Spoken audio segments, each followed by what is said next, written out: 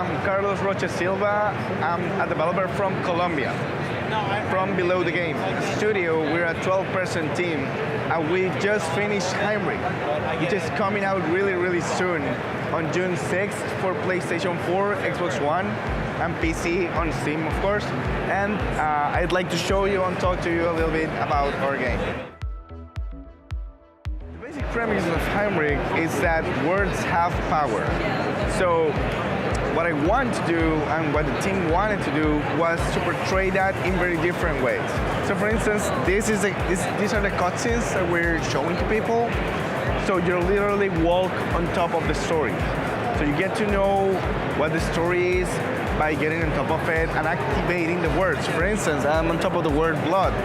If I activate it, it starts animating. And that's not only how it happens here in the cutscenes, but also on the game itself. So if I continue, you'll see the word world. The word world is this world inside the books in which you'll enter in this dimension where all the floor it's made out of words that you can pick up. So for instance, if you step on the word fire, you will get burned. So you have to grab the rain to call upon the rain and put out the fire. And also, you have action moments. So for instance, you have to grab a sword to fight. Or also, you could grab a crossbow and you enter this first-person mode, which you actually attack your enemies in the background in a 3D kind of way. So it has a lot of different elements, but outside of all of that, Haimrick actually is a story about a young medieval scribe. We're telling you the story about how Haimrick meets Mazamba, which is this lioness, who's his companion.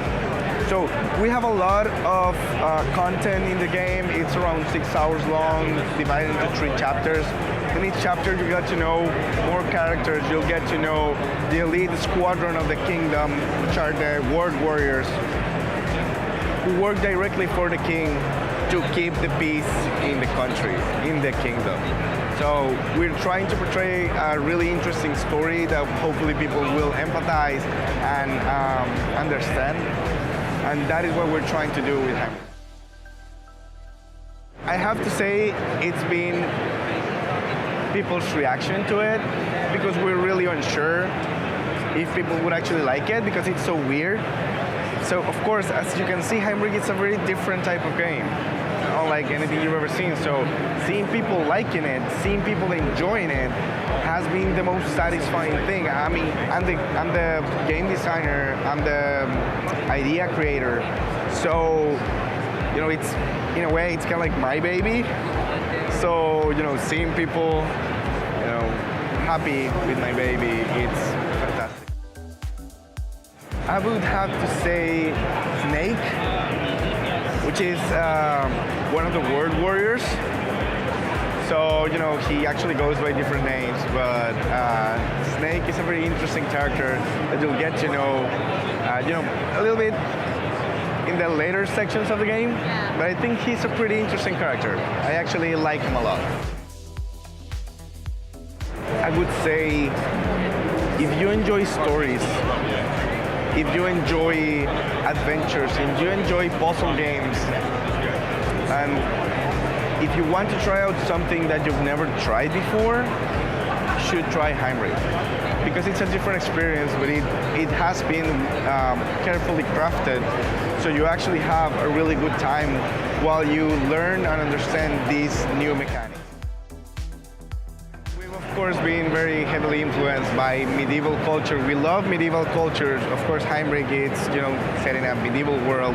I would say it's a mix between Game of Thrones from a story perspective, with Itchy and Scratchy from The Simpsons, with Happy Tree Friends, you know, from back in the day, because it's very cute, you know, and these characters look very Charlie Brownish. And I am such a fan of literature, so I love literature. I love you know, a lot of the, even there are very great Colombian authors like Gabriel Garcia Marquez, who wrote 100 Years of Solitude, you know, a Nobel Award-winning book. And I think that weighted heavily on how I came up with this idea, because I love a lot of things. I mean, games are just one of the things I love. So mixing those things is actually what I enjoy, mixing literature with games. So that hybrid is actually what I wanted to do.